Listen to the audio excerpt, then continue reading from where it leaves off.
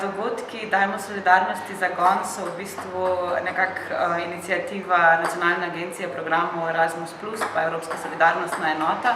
S tem, ko smo v lanskem letu od leta 2018 dobili nov program Evropska solidarnostna enota, je v bistvu tudi prišlo malo na površje to, da se moramo več pogovarjati o tem, kaj je solidarnost.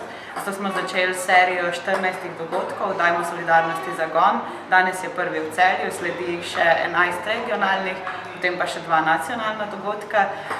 Naš namen je nekako postaviti solidarnost na agendo in v bistvu res spodbuditi tudi mlade k temu, da razmišljajo o tem, kaj solidarnost pravzaprav je, na kakšen način se v družbi odvija ali pa se ne odvija, je to naša vrednota, delujemo v smeri, da smo solidarni, pa nekako želimo tudi spodbuditi k temu, kaj so njihovi naslednji koraki za bolj solidarno družbo. Zaenkrat vidite polno dvorano, tako da smo zelo veseli, da je danes z nami v bistvu 70 mladih, tako da zaenkrat mislim, da dobro kaže in si sam želim, da bi bilo tako tudi naprej.